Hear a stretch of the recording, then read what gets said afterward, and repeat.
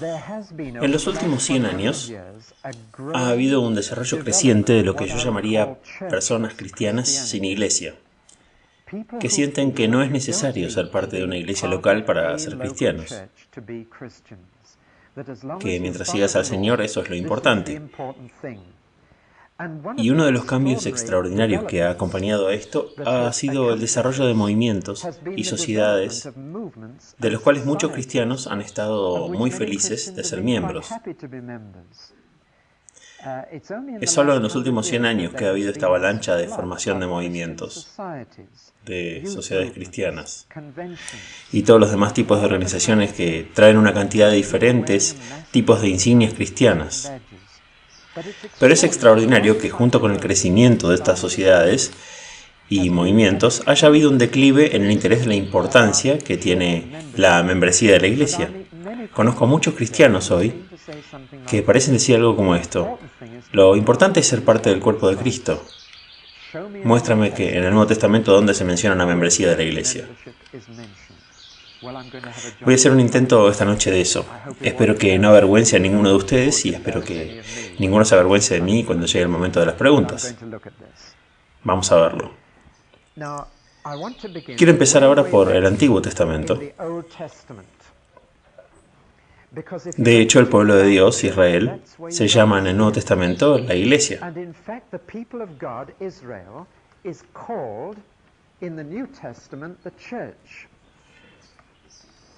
La iglesia en el desierto. Así que la palabra iglesia ya se usa. Y la palabra iglesia, como la conocemos, significa personas llamadas. Personas a las que Dios les ha dicho que salgan y que han sido llamadas a ser su pueblo. Es la eclesia en griego, lo que significa llamado. Y esta palabra se usa para Israel en el Antiguo Testamento, porque literalmente fueron llamados a salir de la esclavitud y de Egipto. Pero quiero verlo de una manera más simple que esto. Comienzo, por ejemplo, con Abraham. Abraham vivía en una tienda, pero cada vez que levantaba su tienda, siempre construía algo junto a ella. Y si lo buscan, encontrarán en la historia una y otra vez. Él ponía su tienda y al lado ponía un altar. Y descubres cuántas veces hace esto. Donde quiera que iba, hay una tienda y un altar. Hay un hogar para su familia y hay un lugar donde pueden reunirse para alabar a Dios y ofrecer sacrificios.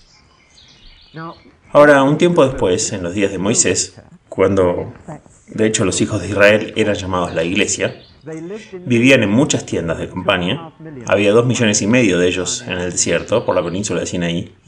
Pero ahora tenían algo más que un altar. Tenían un tabernáculo, que es una especie de edificio prefabricado que podían desmantelar y mover y volver a erigir alrededor del altar. Este tabernáculo iba junto con sus tiendas. Donde quiera que estuvieran sus tiendas, el tabernáculo también estaba, para que tuvieran un centro donde la iglesia, la gente, pudiera reunirse para adorar. En este caso un edificio, pero tenían un centro, así como los lugares donde vivían. Ahora movámonos a David. En la época del rey David, ahora vivían en casas. Pero Dios todavía tenía el tabernáculo, por así decirlo. Todavía estaba en este edificio portátil prefabricado. David dijo: me gustaría construir una casa para Dios, así como yo tengo una. Él mismo construyó un palacio, su gente había construido casas, así que dijo esto. Pero fue Salomón, el hijo de David, el que finalmente llevó la historia más allá y construyó un templo magnífico. Ven que hay un solo lugar de adoración y solo uno aparte del hogar. Y hasta los días de Salomón, e incluso más allá, solo había un lugar de adoración para toda la iglesia. Se reunían en el lugar de adoración para todo el pueblo de Dios. Luego llegó el momento en que fueron sacados de su tierra. Perdieron sus casas, no tenían sus casas. Perdieron su templo. Eran esclavos de otras personas. ¿Dónde iban a reunirse para adorar? Y fue en el exilio que algo bastante nuevo comenzó.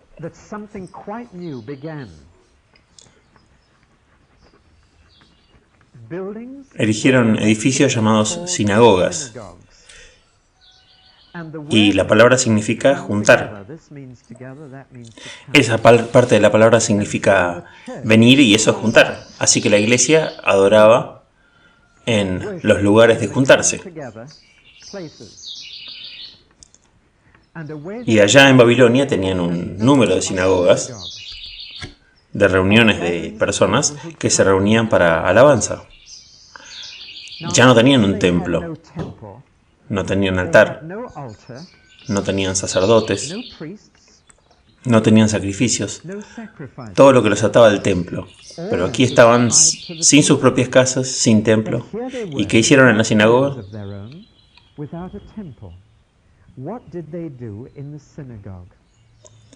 La respuesta es que hicieron tres cosas. Se juntaron para la oración, la alabanza y la predicación.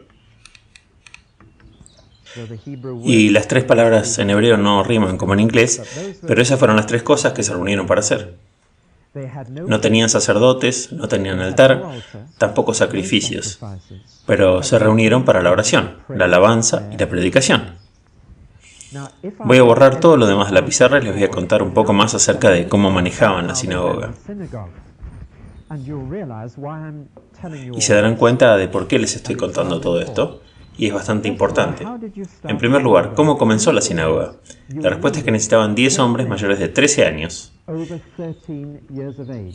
Y tan pronto como tuvieras esos 10 hombres mayores de 13 años, podías comenzar una sinagoga.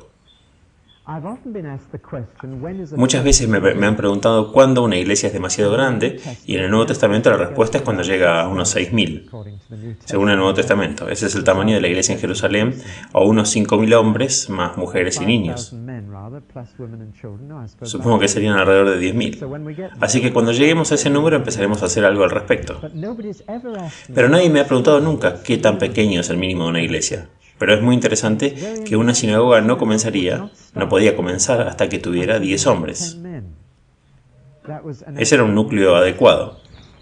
A medida que crecía, nombraban ancianos, una junta de ancianos con uno presidiendo, y los ancianos eran responsables de dirigir la oración y la alabanza y la predicación. Y también tenían la supervisión del bienestar espiritual de los miembros. Aparte de los ancianos, tenían algunos diáconos que prestaban ciertos servicios. Algunos pagos, otros ad honorem, y los diáconos cuidaban el dinero, el edificio, la administración práctica. Más tarde todavía, la mayoría de ellos tenían un rabino, que era un maestro de tiempo completo, cuyo trabajo era enseñar a la gente la palabra. Este es el tipo de patrón usado. Cada sinagoga era autónoma. Ninguna sinagoga tenía autoridad sobre ninguna otra sinagoga. Cada sinagoga era directamente responsable ante Dios por la forma en que manejaba sus asuntos. En cuanto podían, levantaban un edificio que estaba compuesto por el santuario principal, el lugar donde adoraban, y anexaban a él una escuela, donde se impartía la enseñanza a los adultos y a los niños. Ese fue el patrón que se fue desarrollando en Babilonia. Más tarde, y ciertamente en la época de Jesús, cada aldea tenía una sinagoga. Y un pueblo podía tener de 3 a 4, y una ciudad mucho más de 10. De modo que en Jerusalén, en la época de Jesús, había muchas sinagogas, todas dirigidas en estos lineamientos, con ancianos y diáconos, con un rabino principal para enseñar, maestros visitantes, rabinos visitantes. Así fue como Jesús predicó en la sinagoga de Nazaret, por ejemplo. Nazaret y Capernaum probablemente solo tendrían una sola. Hay rastros de una en lugares como ese. Pero en Jerusalén el Nuevo Testamento menciona que había muchas sinagogas y cada judío era miembro de una sinagoga. Ahora, si se preguntan de dónde sacaron su patrón las iglesias locales del Nuevo Testamento, se darán cuenta rápidamente que no había nada nuevo en las iglesias del Nuevo Testamento en lo que respecta a la organización. De hecho, encontramos a Pablo, un judío, un fariseo, que se había acostumbrado a todo esto. Entonces, tan pronto como pudo, puso una iglesia, plantó una iglesia y simplemente las organizaba en el mismo patrón que las sinagogas. El patrón de la iglesia de hoy, mejor dicho, el del Nuevo Testamento, viene directamente del patrón de la sinagoga que comenzó en el año 500 a.C. Este patrón se ha establecido desde más de 500 años antes de Cristo. Ahora, vamos a pasar del Antiguo Testamento, es suficiente sobre el Antiguo Testamento, al Nuevo Testamento. Pero tengan en cuenta que tanto Jesús como Pablo fueron criados en este patrón. Y por lo tanto lo conocían. Jesús iba a la sinagoga todos los sábados. Pablo iba todos los sábados. Tenían un patrón predeterminado para plantar iglesias. La diferencia entre el Antiguo y el Nuevo Testamento es esta. Cuando los judíos regresaron a su tierra del exilio, alrededor del 400 a.C., aproximadamente, era 444 en realidad, pero alrededor del 400, cuando regresaron tenían sus propias casas en las que tenían oraciones, tenían sus sinagogas y cuando regresaron las construyeron por toda Palestina. Y reconstruyeron el templo para tener 3 centros de culto, un culto para su familia, la casa, un centro de culto para el pueblo o la comunidad, y un centro de culto para toda la nación, el templo. Todavía la sinagoga se mantuvo para la oración, la alabanza y la predicación, y el templo se mantuvo para los sacerdotes y los sacrificios y el altar. Ahora, ¿por qué es entonces que en el Nuevo Testamento no hay rastro de este tipo de cosas construidas por los cristianos? La respuesta es muy simple. En la cruz, Jesús ofreció el único sacrificio que realmente funciona y que cubre los pecados del mundo entero. Por lo tanto, cuando Jesús murió, el sacerdocio se terminó. Los sacrificios se terminaron, el altar se terminó. Y no tenemos más sacerdotes al estilo del Antiguo Testamento, ni sacrificios, ni altares. Han terminado. Y es muy significativo que cuando Jesús murió, el velo del templo se rasgó desde la parte superior a la parte inferior, como si Dios estaba diciendo, desgarro esto, terminé con esto ahora. Y sabemos que solo 40 años después de la muerte de Jesús, el templo fue destruido por los romanos. Ahora, ¿qué nos deja todo esto? Nos deja con casas y sinagogas.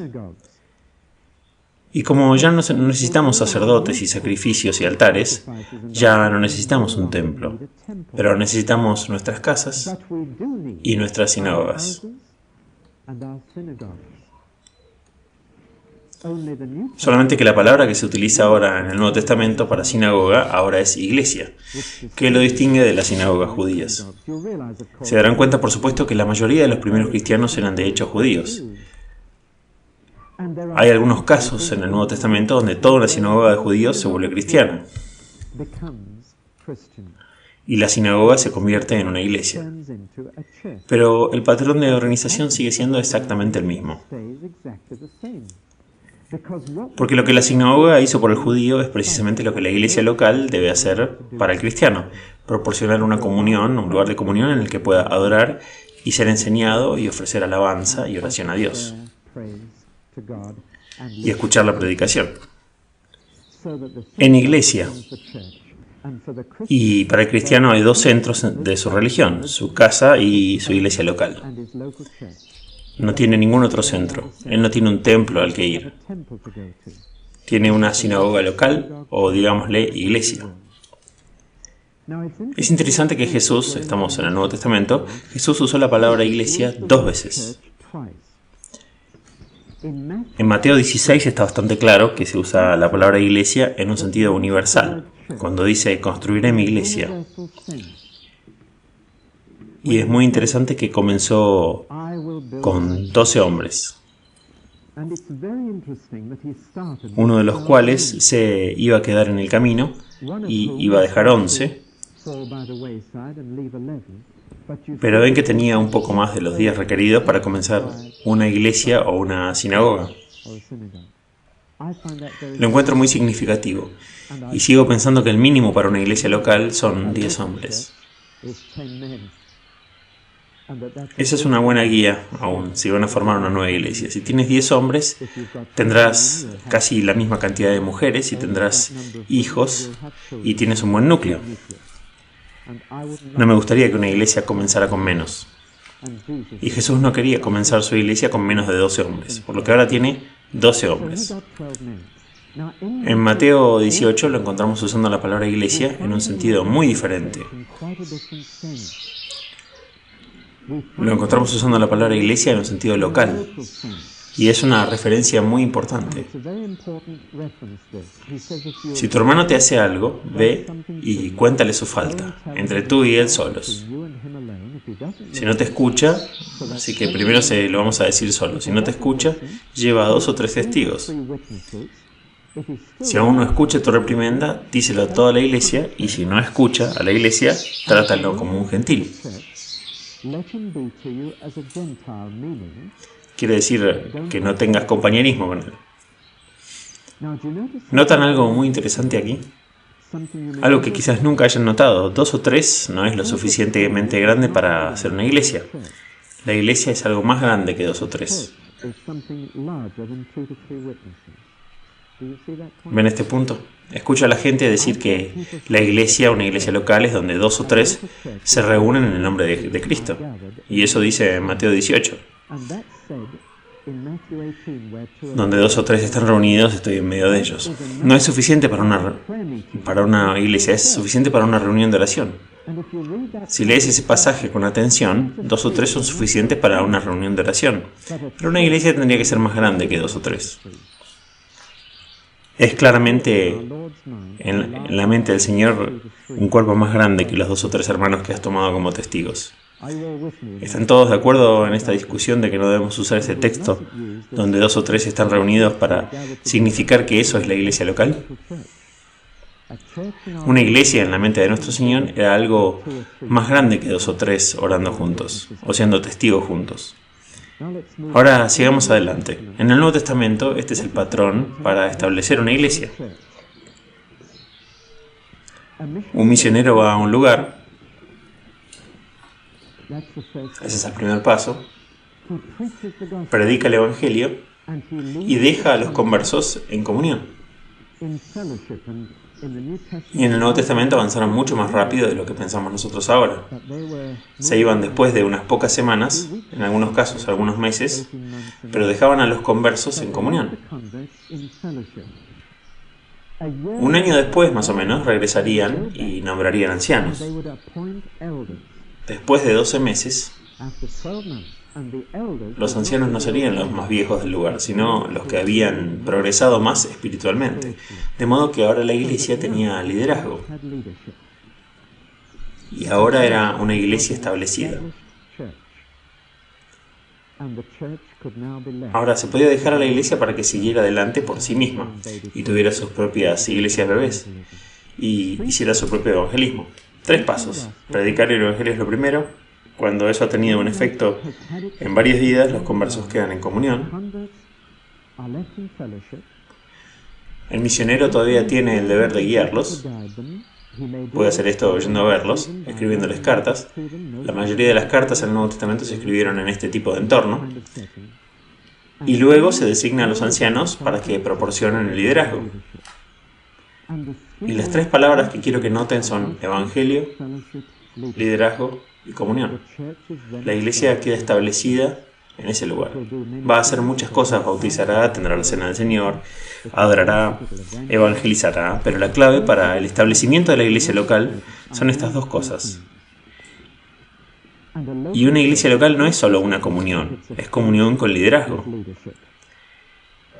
Y esto es esencial para el entendimiento total, según el Nuevo Testamento, de una iglesia local completamente establecida. Voy a volver a eso más adelante. Ahora, solo 2 referencias bíblicas más y luego voy a llevar al día de hoy. En primer lugar, en 1 Corintios 12, capítulo 12, tenemos la noción del cuerpo de Cristo.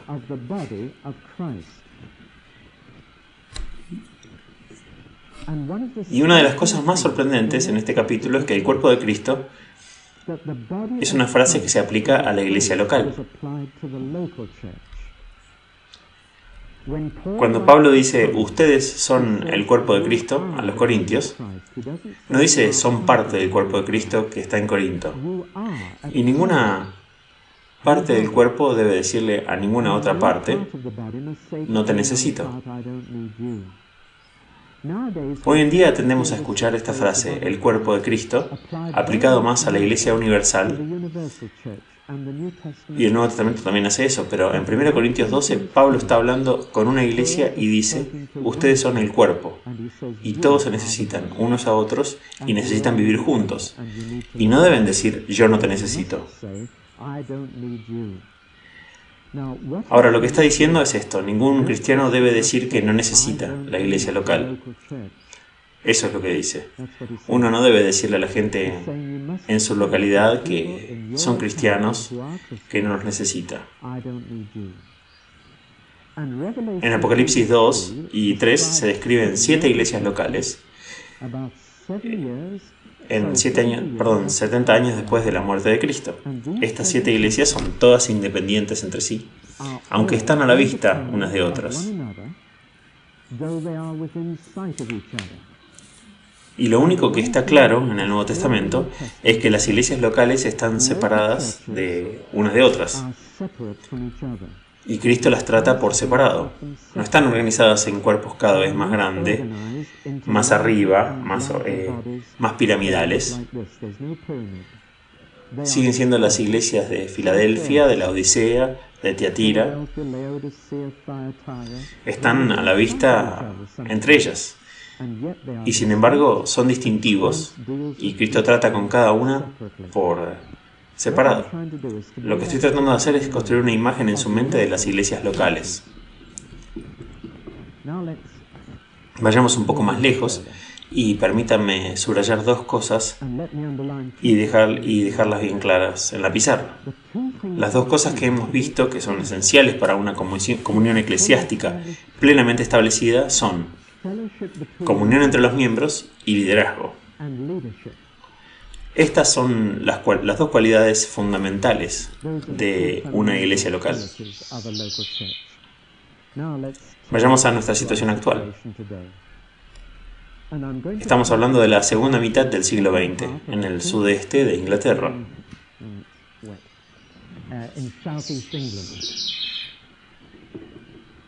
Segunda mitad del siglo XX. Hay muchas diferencias entre la situación del Nuevo Testamento y la nuestra. Lo primero es que nuestra movilidad es mayor. Les voy a explicar qué quiero decir. Yo tengo algo que Pablo no tenía. Varios de nosotros tenemos autos. Y eso pone al menos a 40 iglesias a 15 minutos de nosotros. Y si tienen un automóvil, tienen la opción de asistir al menos a 40 iglesias todos los domingos. No podían hacer eso en el Nuevo Testamento. Si vivían en Corintio, estaban acá, o en Atenas, que estaba allá, no podían decir vamos a escuchar al señor fulano de tal predicar el domingo por la noche en Atenas. Desearía poder recuperar esos días de nuevo. A veces tenías que decir, pertenezco a la iglesia en Corinto. No tenías movilidad, tenías que caminar si querías ir, y Pablo caminó por toda Europa. Pero no podía cambiar rápidamente de iglesia a iglesia. No solo tenemos autos, sino que también cambiamos de casa con frecuencia. ¿Cuántos de ustedes se criaron en Guilford? Ven, si dijeran eso en los días del Nuevo Testamento, la mayoría habría levantado la mano. No sé si había un Guilford en ese entonces, pero ya saben a qué me refiero. La familia promedio en Gran Bretaña se muda cada 10 años y cada vez es más corto el periodo. Ese es el promedio de la mudanza familiar. Y me temo que hay cientos y miles de cristianos en Inglaterra que, debido a que se mudan, no se vinculan con una nueva iglesia rápidamente. Y la pérdida en la obra de la Iglesia de Cristo puede ser colosal en este país.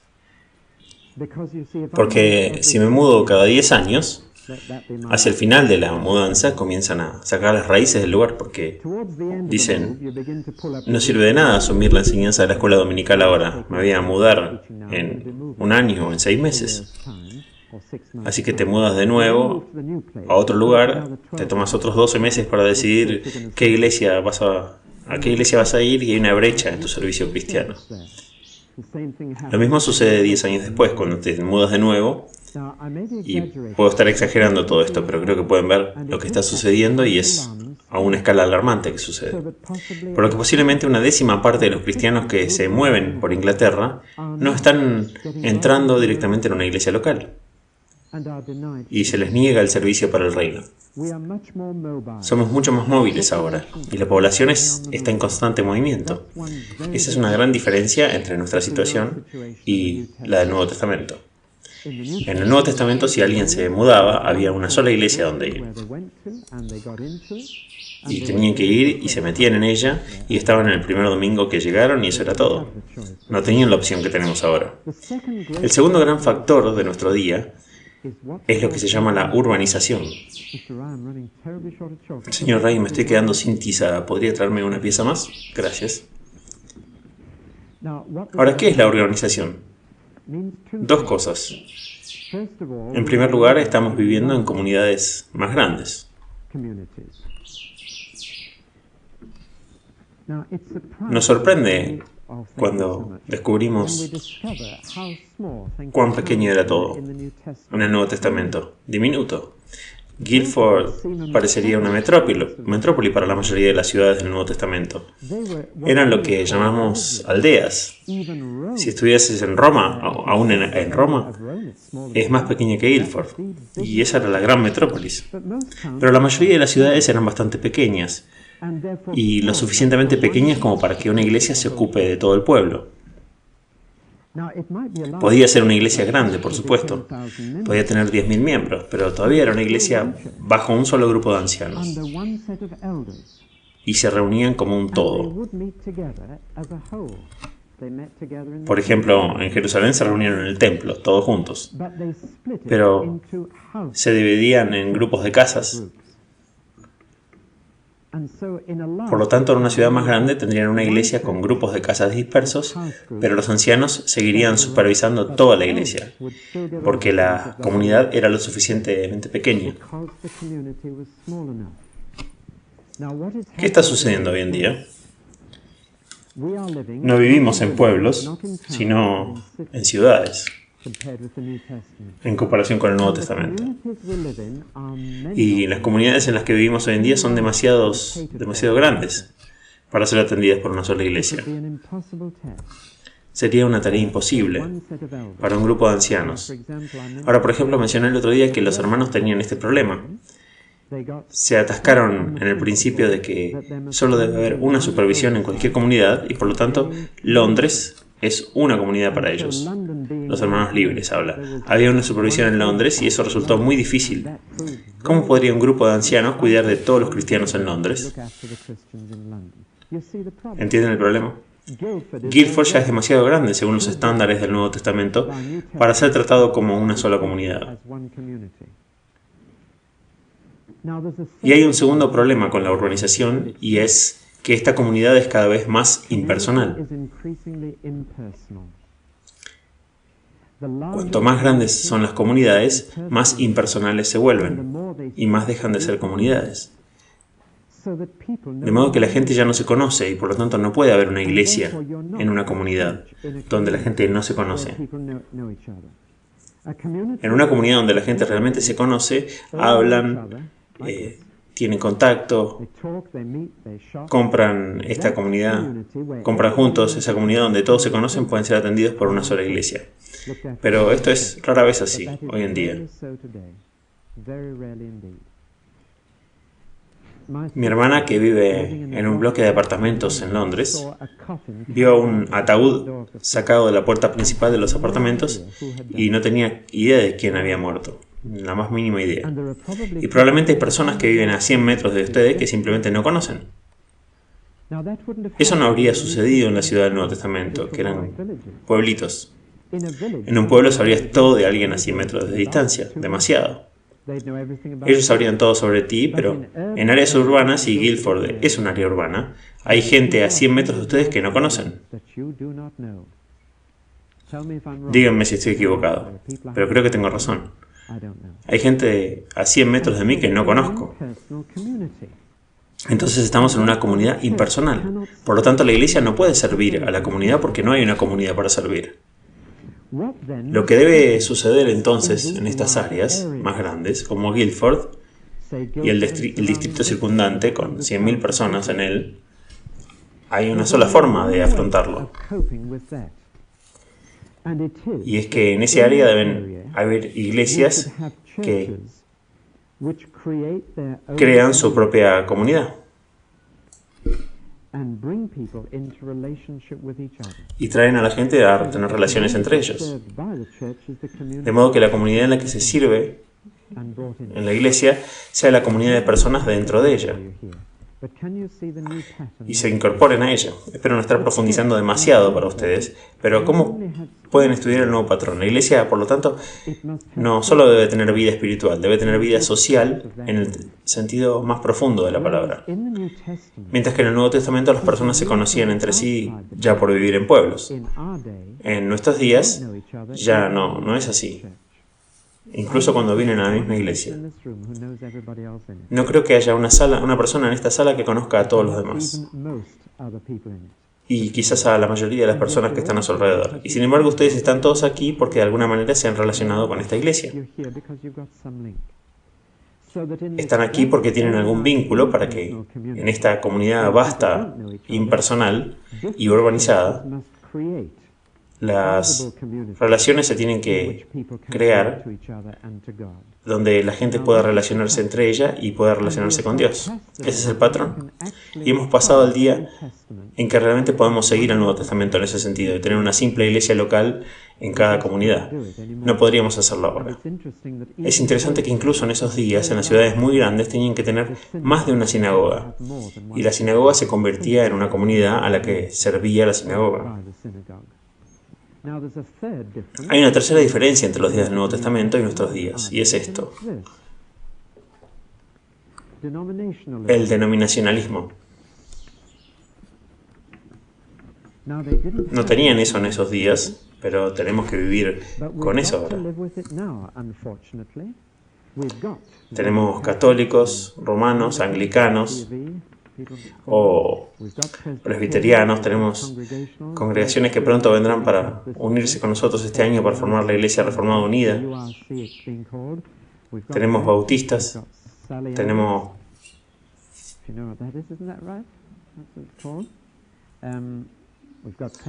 tenemos pentecostales, tenemos hermanos, y hay variedades de todos estos. Hay incontables variedades de bautistas y hay 28 variedades de hermanos, pero hay un solo ejército de salvación. También hay variedades incluso allí. Es una situación que ha crecido históricamente y, para bien o para mal, la heredamos nosotros. Por lo tanto, en nuestra iglesia, en nuestra gran comunidad hoy, las diferentes iglesias dentro de ella probablemente se llamarían hermanos, bautistas, anglicanos, metodistas, y así sucesivamente. Ahora que tenemos estas diferentes denominaciones, uno de los mayores problemas es este: que la iglesia anglicana en esta comunidad está relacionada con la iglesia anglicana en otra comunidad y la iglesia anglicana también en otro lugar. Los metodistas están relacionados con los metodistas de aquí y los metodistas de allá y vinculados a una organización. Hay muy pocas iglesias ahora que no estén controladas desde afuera de la comunidad local, ya sea por obispos, sínodos o conferencias, o lo que sea. Las pocas congregaciones que quedan ahora están controladas desde afuera. La iglesia congregacional el año pasado se juntó y tienen una sola dirección. Las iglesias independientes, las bautistas, los hermanos libres, los exclusivistas, todavía tienen bastante control central, como ustedes saben. Y algunos de los pentecostales también. Hay una posición complicada en la que nos estamos metiendo. Algunas de estas iglesias locales son libres para hacer comunidades dentro de la comunidad, otras tienen patrones establecidos para ellas desde fuera de la comunidad. Y este es el complejo patrón que seguimos. Ahora es en este punto que la tentación es decirles, vuelen todo, exploten todo. Es una tentación muy fácil decir que no vamos a estar en ninguna denominación. No creo yo en las denominaciones y ustedes tampoco debían creer en ellas. Pero el problema es que si no vas a pertenecer a ninguna de las denominaciones, entonces significa comenzar otra iglesia, que tarde o temprano tendrá un nombre que se le atribuirá, que es todo lo que es una denominación.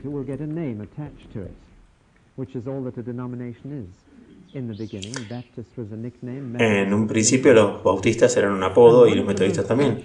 Una de las cosas profundas que Pablo alguna vez dijo fue esto.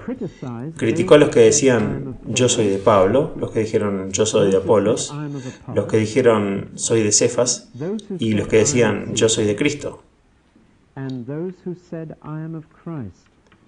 ¿Notaron que criticó a los cuatro por no vivir juntos? Y notaron que el cuarto es una especie de esnovismo invertido, porque ellos eran los que decían, no somos como estos, que tienen este nombre.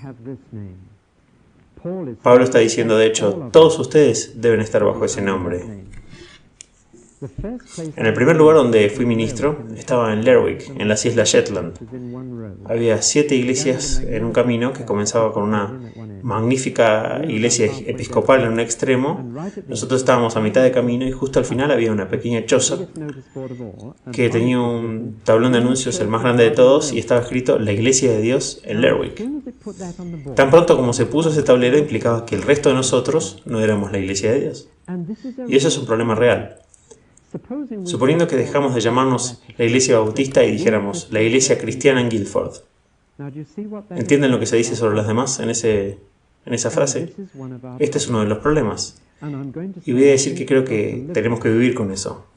Trabajar y orar por el día que se eliminen estas etiquetas. No significan nada. Nuestro mayor problema es que no se pueden eliminar ahora. Mientras algunas iglesias estén relacionadas con superdenominaciones y estén controladas desde afuera. En otras palabras, algunas personas están diciendo que si todas las grandes denominaciones se unen, entonces todos podríamos decir ahora todos somos de Cristo. Pero, como ven, eso nos convertiría en una gran denominación. Lo que preferiría ver no es que todas las denominaciones se unan, sino preferiría ver a todas las iglesias locales independientes bajo Cristo, reconociéndose unas a otras. Lo cual es un enfoque diferente a la pregunta. Pero tenemos que vivir con este problema. El cuarto problema que tenemos en Inglaterra es el problema del establecimiento. El cristianismo es la religión oficialmente reconocida de nuestra tierra. La reina tiene que aceptarla. Bendito sea su corazón. Ella no es libre de ser una budista. El presidente de Estados Unidos puede, pero nuestra reina no. Ahora, el Nuevo Testamento no prevé esta situación y tiene muchos inconvenientes. El inconveniente es que en el Nuevo Testamento estaba bastante claro dónde comenzaba y terminaba la iglesia y dónde el mundo comenzaba y terminaba. Y se decía que tal era la oposición entre los dos que ningún incrédulo se atrevía a unirse a la iglesia. Lo que sucede en Inglaterra debido al establecimiento del cristianismo es una ruptura de esa pared y una especie de término medio. De modo que nadie sabe quién es cristiano y quién no lo es. Y nadie sabe muy bien qué es un cristiano. Y no hemos sido todos bautizados y todo eso, y es terriblemente difícil, por lo que en realidad la mayoría de las personas en este país todavía dirían que pertenecen a la iglesia de alguna manera. Y eso hace que sea terriblemente difícil saber dónde está la iglesia de la comunidad. Todas estas son complicaciones de hoy, y por lo tanto no es fácil decir, bien, sigamos el Nuevo Testamento en cómo nos comportamos hoy. Pero ahora permítanme cortar todo este nudo enredado en algo muy importante, y es esto. No hay duda de que en el Nuevo Testamento se consideran estas dos cosas como fundamentales para la vida de la iglesia local, y se cree que cada cristiano debe estar en plena comunión y bajo el liderazgo adecuado. Ese es el patrón en el Nuevo Testamento. ¿Hay alguna otra forma de tener eso excepto identificarse con una iglesia local? Creo que no la hay, a menos que fueran una iglesia o que pertenezcan a una iglesia en ese patrón. Por lo tanto, un cristiano tiene la opción de solo dos cosas: unirse a una iglesia existente que esté en su propia comunidad o formar otra. De cualquier manera, tiene que haber una práctica clara de estos dos principios.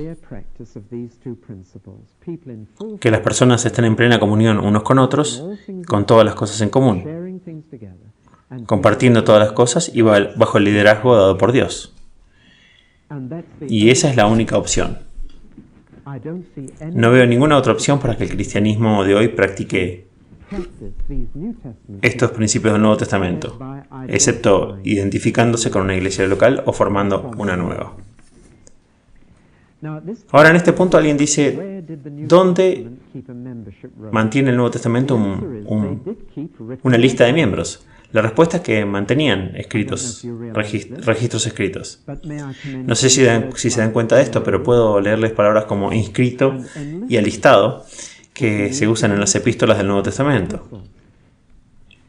Estas palabras significan siempre escrito en un papel o en una lista.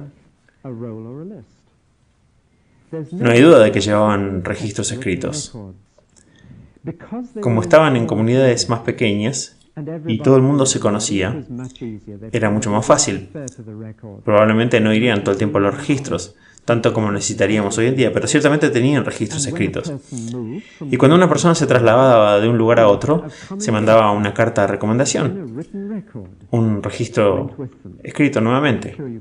Estoy seguro de que han leído eso, así que debemos deshacernos de que esta cosa del papel fuera algo pecaminoso, en tener tu nombre en un libro.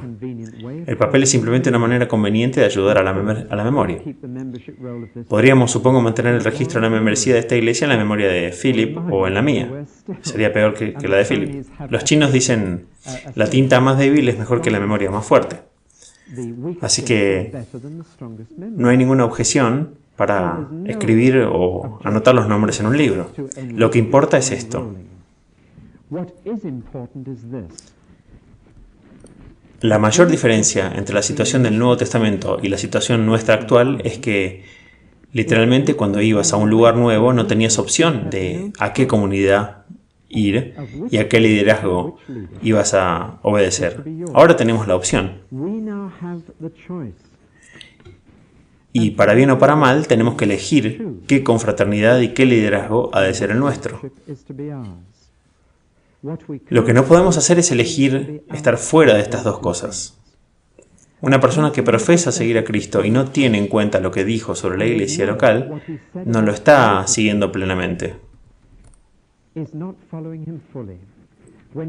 Cuando Jesús dijo que se lo dijera a la iglesia, estaba refiriéndose claramente a la iglesia local, porque de otro modo uno tendría que pasar la vida viajando por el universo para decírselo a la iglesia universal.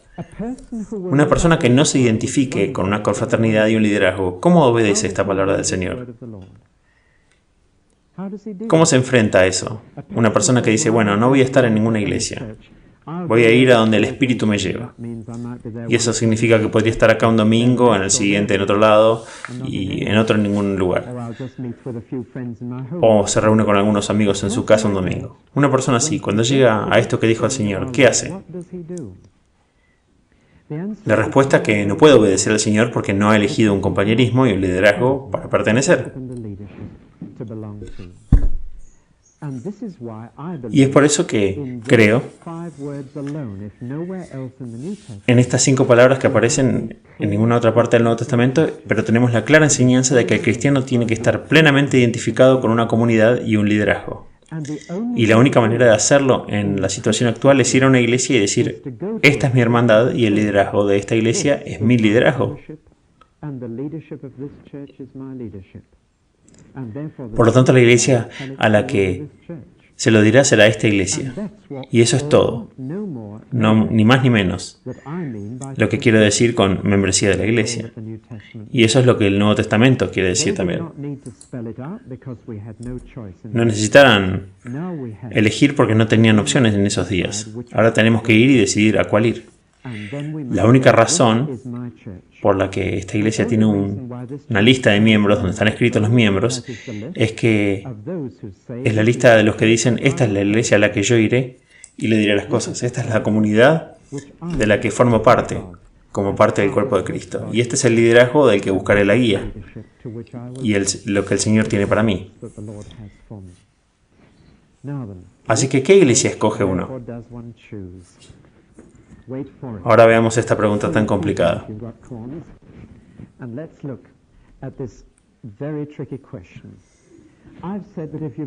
Dije que si tienes un auto tienes probablemente 40 para elegir.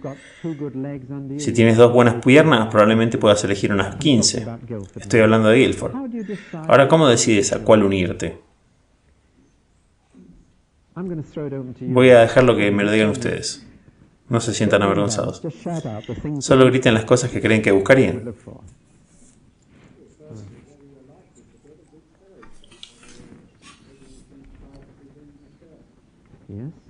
Sí.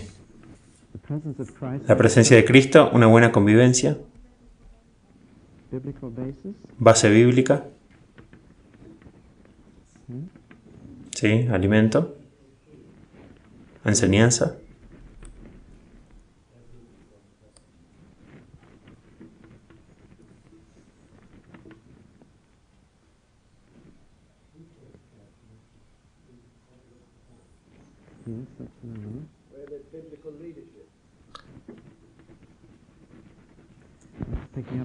Sí, liderazgo bíblico es importante.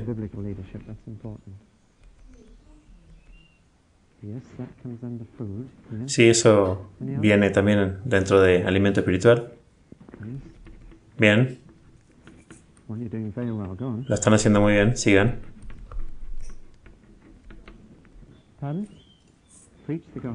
Predicar el Evangelio. Me preguntaba cuándo dirían esto. Es muy interesante. ¿Quién lo dijo?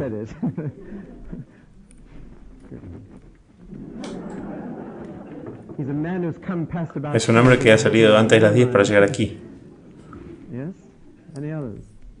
¿Algún otro?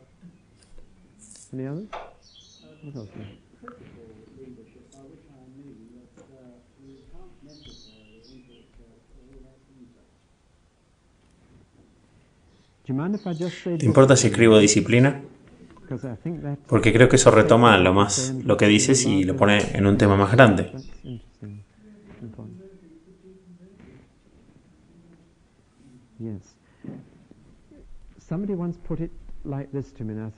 Alguien me lo dijo una vez y pienso que está muy bien dicho. Quiero ir a una iglesia donde puedo llevar a otros. Eso es lo que vos estás diciendo. Creo que es terriblemente importante. ¿Puedo ponerlo en las palabras de esa persona? Donde puede llevar a otros. Va a ser muy importante.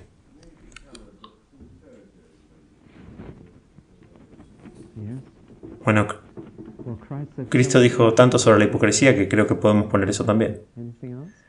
¿Algo más?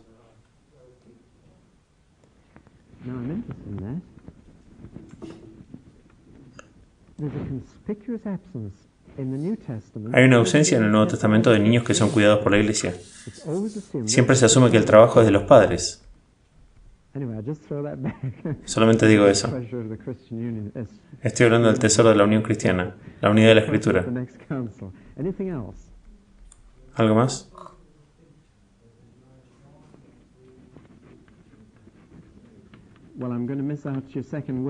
Voy a sacar tu segunda palabra porque la has ampliado. Educación social. La iglesia es daltónica en cuanto a razas.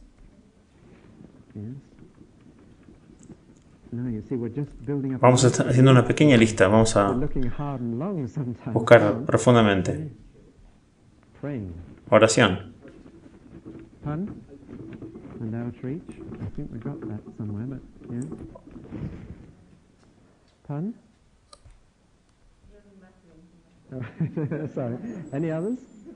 ¿Alguien más? Eso está relacionado con oportunidades de servicio.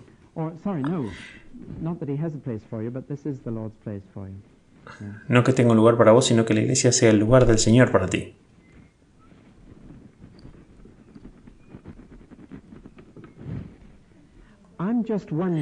Me pregunto cuántos de ustedes se habrían unido a la iglesia en Corinto. No era realmente una iglesia muy seria. Sí, una iglesia donde se emborrachaban en la mesa del Señor, donde se dividían en partidos profundamente divididos, donde no había disciplina, poco amor. Y si te hubieras ido a vivir a Corinto, no hubieras tenido más remedio que unirte a la iglesia en Corinto. Esa hubiera sido tu iglesia. Bueno, lo siento, no podía dejar de decirlo porque he tenido que enfrentarme a ese reto. ¿Me habría unido yo a la iglesia de Corinto? Bien, lo han hecho muy bien. Van a tener un trabajo en algunas partes de Inglaterra para hacer esta lista. Es una lista bastante grande. Una tarea difícil. ¿Qué vamos a hacer? ¿Puedo hacer un resumen de lo que han puesto en los 3 títulos? He puesto 3 cosas que buscaría. La primera sería la combinación correcta de la luz de las Escrituras y la libertad del Espíritu. Esta es una combinación rara. Puedes conseguir iglesias que están llenas de la Escritura, pero no tienen mucha libertad del Espíritu. Puedes tener iglesias que tienen mucho movimiento del Espíritu, pero necesitan la enseñanza de las Escrituras para mantener el equilibrio. Y la luz de las Escrituras y el calor del Espíritu creo que son las 2 cosas que quiero ver juntas. Estas serían las 2 cosas fundamentales que buscaría. Es muy interesante que ninguno de ustedes dijera bautista o anglicano o lo que sea. Y estoy totalmente de acuerdo con ustedes. Yo no buscaría la etiqueta más cercana, buscaría estas 2 cosas primero. La segunda cosa que buscaría sería una iglesia que fuera constantemente profunda y ampliándose. Me refiero a una iglesia que esté constantemente buscando llevar a sus miembros a profundizar en las cosas de Dios y constantemente buscando hacer la iglesia más grande. Una vez más, se ven rara vez juntos. Estuve en algunas asociaciones que son muy profundas, pero no se extienden. He estado en otras que se extienden constantemente y se vuelven muy superficiales. Y yo busco una iglesia que sea capaz de ir a lo profundo y a lo ancho.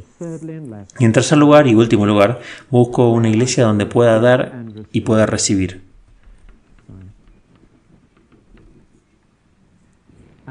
Y esto es muy importante. Y el problema es que si vivo en el punto A y voy a la iglesia en el punto B, tal vez una iglesia donde podría dar mucho y recibir poco, mientras que en la iglesia en C podría recibir mucho pero no podría dar mucho. Este es el problema. Como he mencionado desde el púlpito, cuanto más te alejas de tu casa a la iglesia, más puedes recibir. Porque puedes elegir una iglesia donde recibas más, pero das menos. No puedes dar porque no podrás conocer a los miembros fuera de los servicios y las reuniones. No podrás ir a visitarlos a sus casas. Tendrás menos probabilidades de saber cuándo necesitan tu ayuda. Eres menos capaz de llevar a tu vecino. Es más fácil llevar a tu vecino a una iglesia que está a 1 kilómetro que otra que está a 20 kilómetros. Porque inmediatamente preguntarán, ¿por qué ir a una iglesia que está allá si hay muchas más cerca? Dar y recibir pueden encontrarlo que tienen que establecerse en una iglesia D donde se equilibra el dar y el recibir. Y eso es muy importante. Estos son los 3 principios que incluyen todo lo que han mencionado. Pero creo que tenemos que recordar que nunca encontraremos una iglesia perfecta. Pido una iglesia que se mueva en la dirección correcta, donde yo pueda ir y ayudarla a seguir moviéndose, y donde pueda ayudarme a moverme a mí en la dirección correcta.